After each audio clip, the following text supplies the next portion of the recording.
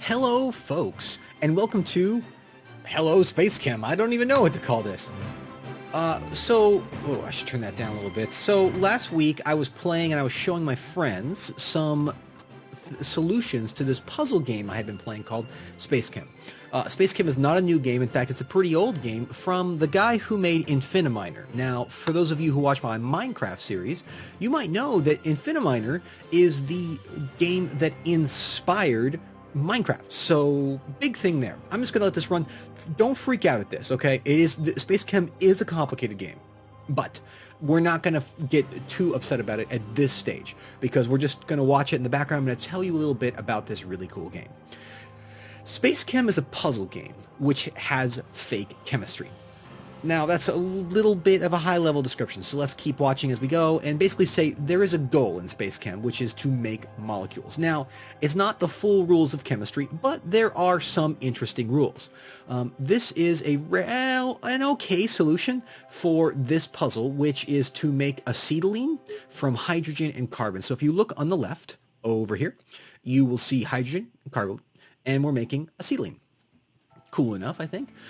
Basically, it wants us to take the things that come in from here, alpha and beta sector, and then assemble them via these bonding things, which you see down here, and then put it into an output. Now, this is a later puzzle. This is like if we go and exit the level, and let me just show you.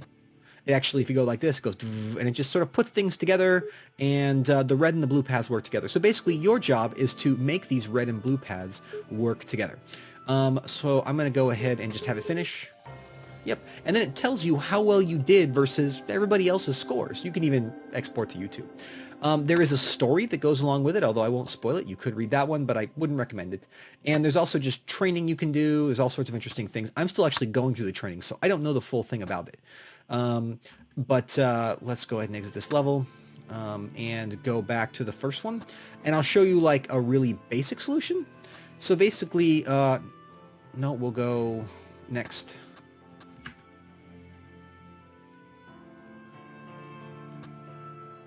So like here's an example of one where we just want to take two hydrogen that appear in the beta and put it in the omega output.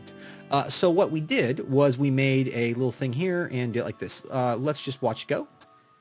So basically this is the gist of the game, right? And you don't have to use red and blue, but later on you'll want to. And you have to sort of make a program that moves this little cursor around and tells the cursor what to do. So it's interesting because the cursor also is what grabs the molecules. So sometimes you'll be following instructions, like you can see this grab drop. We'll be doing that as we go, but it'll actually be moving the molecule. So it's kind of like confusing a programming language with like a robot that picks things up and moves things. It's really, really straightforward. And you can see you can basically you can sometimes get really, really fascinating results from it. Let's see if what we could do is maybe make a better solution to this. So let's just go through step by step what this does. This will first, the blue Waldo, that's what they call it, will start there. And you can move this, by the way. The starting position can be moved. It will go do an in instruction. It will grab right here. And because we'll see one of the two things are going to go there. And then it will drop it over here in the output and then go away. Now, I did this when I was first learning, right? This is like the third puzzle, really. So let's go ahead and make this tighter and faster. So let's just start by deleting all of these things so you get a sense of what it's like to just get rid of all of these things. Because we don't need any of these things to make, this one's going to be a pain about this. Let's try on a puzzle that doesn't have a tutorial. So this is a simple puzzle. It asks us to take the gold and from alpha and move it to omega, and the platinum from beta and move it to the theta. So this is actually, I think I'm pronouncing that right? I don't know. No, it's not theta at all. No, I'm definitely saying it wrong. I don't know what that is. It's trident. It wants us to move the gold from beta to trident. Now, what that means though is that the original way I solved it when I was first learning was to make a big circle here, right?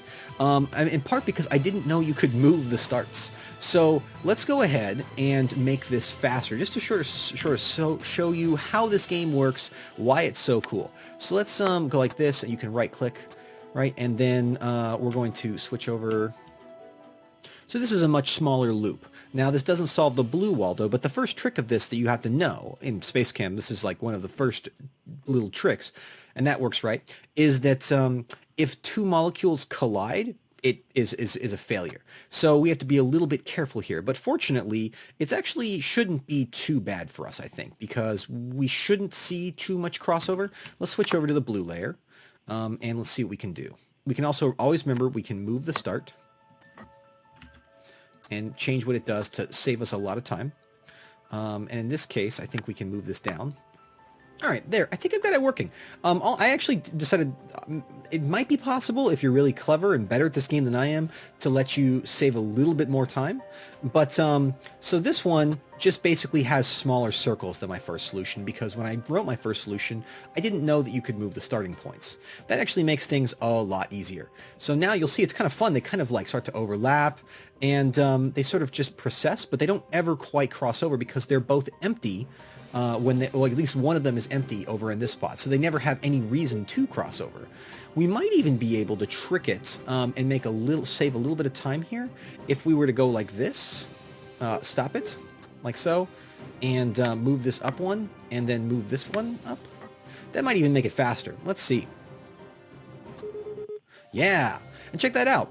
I have now got within really close to the top, and basically as little symbols as anyone has figured out how to do it. So I kind of sat down, I said, I can do better on this now that I know more, and I did it, and now I have these little histograms that tell me where I am.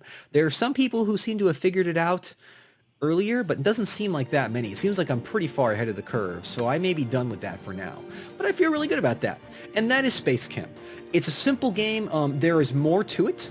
Later on, you do stuff with pipelines. Like here's an example. You have these pipelines, and so you actually put reactors in the world and pipelines, and the puzzles get ever more complex. But if you like puzzle games, this is exactly up your alley. And I really do like complicated, fun, interesting puzzle games. So there you go. That is SpaceChem. That's what I've been playing. I highly recommend it, but only if you like puzzle games. If you don't like puzzle games, I think you'll find SpaceChem very, very frustrating. But other than that, it's fantastic, it's fun, and it puts you in the mood for the new game, which I'm also going to show this week, Infiniminer, which is really cool.